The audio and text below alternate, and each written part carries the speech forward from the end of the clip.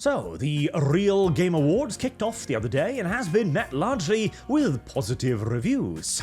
However, it's also kicked off a couple of micro-dramas, I suppose I'll call them, one of which I believe is worthy of special notice.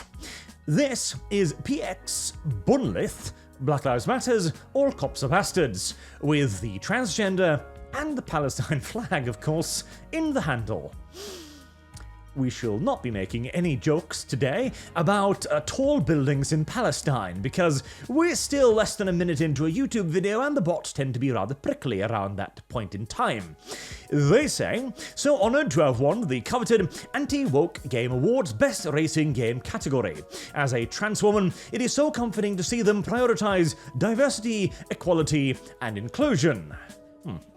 What, you think you wouldn't have merited the title without the DEI diversity programs? Seems a bit, well, self-deprecating, really, but hey, who am I to judge?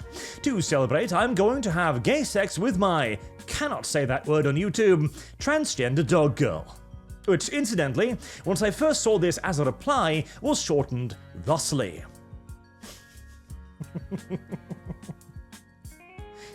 And who says that the character limit on Twitter is never funny? An entirely accidental cutoff, mind you, but a funny one, nevertheless. Anywho, our PSX Bunlith here is pretty much exactly the kind of person you would expect them to be. Somebody who appears to have turned their, transgenderism into their entire personality. Surprisingly, the overall profile in and of itself isn't actually that political. It's mostly talking about the game and characters and so on, with the occasional, guillotine due to the whole Elon Musk thing. The left has ever been rather fond of that one. Yes, the terrors. It was a period of rather, strident left-wingism, no doubt about it. And, okay, I have to pause for a second here and see if I can wrap my head around the progressive math. So, we have an individual who was male, who then transgendered themselves, or transitioned, into female. Okay, I'm following so far. Who is then doing so to be a gay as fuck game developer to have gay sex with their transgender dog girl. So, man transitions to woman to have gay sex, lesbian sex, with other man who also transitioned into woman and is now a dog.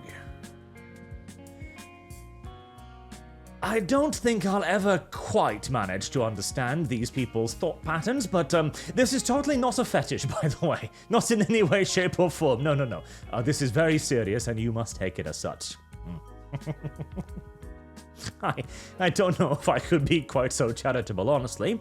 And Craig responds to it very well. And jokes aside, this is the actual point of the video here. Congrats! You'll notice that literally no one cared that you're trans. Literally no one. The audience cared that you made a good game. That's all people want. Our show is not anti-woke. It is simply meant to be an alternative to the access media industry show. Enjoy your gay sex. Now, I would hasten to add there, by the way, that even if you don't want it to be an anti-woke show, Craig, this is not your choice to make. You are defined as anti-woke not because of your actions, but because of who opposes you.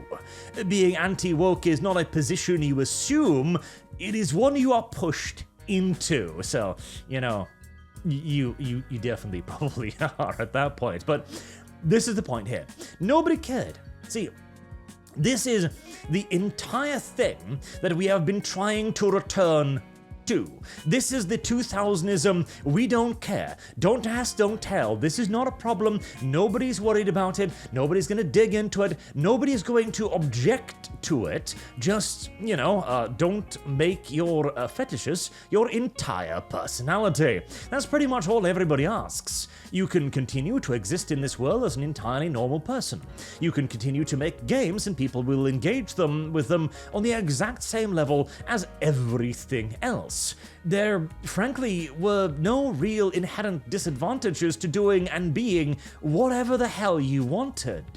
And yet, in the era of supposed inclusivity and acceptance, you began to aggressively push out everyone who would not venerate your ideology, and by so doing, venerate your various proclivities and your sex, gender, whichever one we are preferring this particular weekend, that is.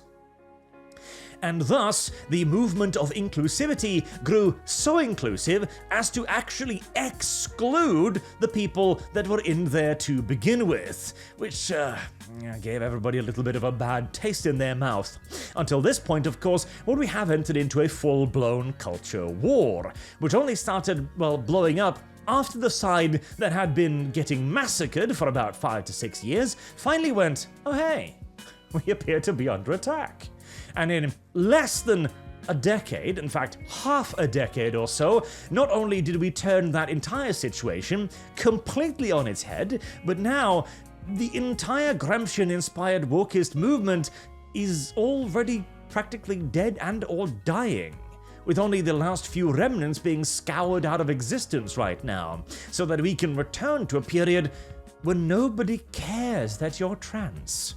When this is exactly what this show does that is so valuable. Nobody cared. Literally no one. The audience cared that you made a good game. End of story. And yet, we are not going to arrive at that utopia just yet either, mind you, and not because of anything that Craig, or I, or my side has ever done, but rather due to the now increasing defensiveness of the opposition. So this was another one of the little micro dramas that popped up around this, where another one of the games that had been, oh god, what's the English word? Nominated, there we go, for one of the spots was, what was the name? Sulaco, there we go. You've been nominated to the Real Game Awards. No idea what that is, but the name implies it's hosted by a bunch of people who got so mad over something as stupid as an award show that they decided to host their own. Am I far off? Oh, it's the Screw Attack guy. How do I undo our nomination? And they went on quite a screw on this on Twitter as well, I believe. I guess people go to desperate measures trying to find their relevance again. Shame, I was a huge game trailer guys back in the day. Good people eventually reunite as easy alliance, but they're also on the verge of collapse, I believe, unfortunately.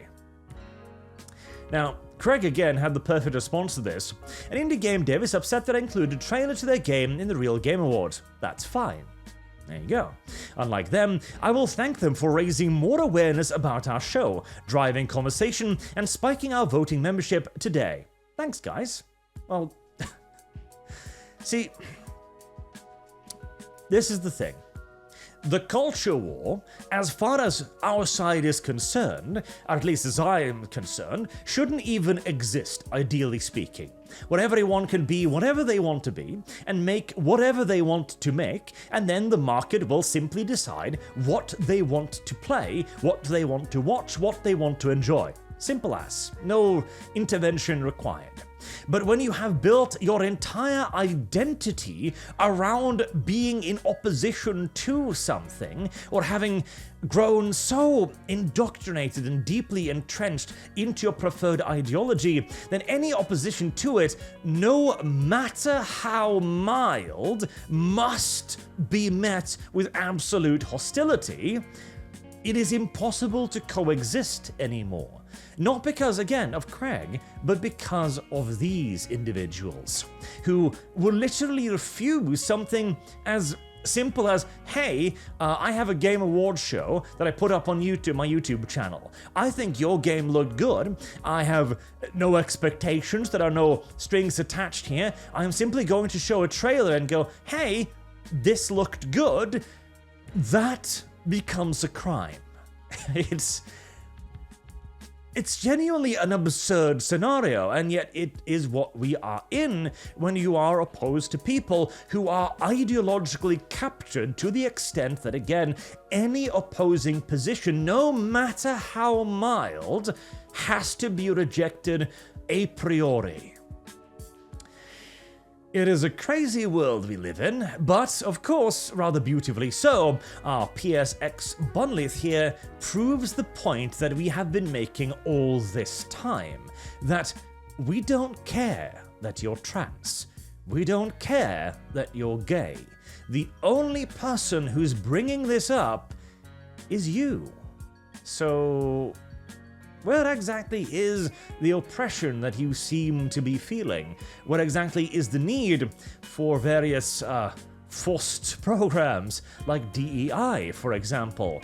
Could it be perhaps that, as we talked about in the previous video, with apparently 48% of new game developers being LGBTQ, that this isn't really about representation, that this isn't actually about being accepted at all, but instead to enforce your own values upon everybody else, to create an industry so insular, so closed off, so unfathomably hostile to anyone who does not hoist your flag, as to make it impossible to enter unless you don yourself in their colors.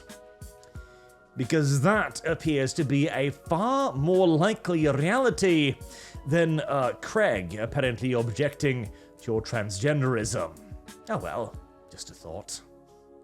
Until next time, I've been Arch. Thank you very much for watching, and I do hope to see you all again soon. Till then, have a good day.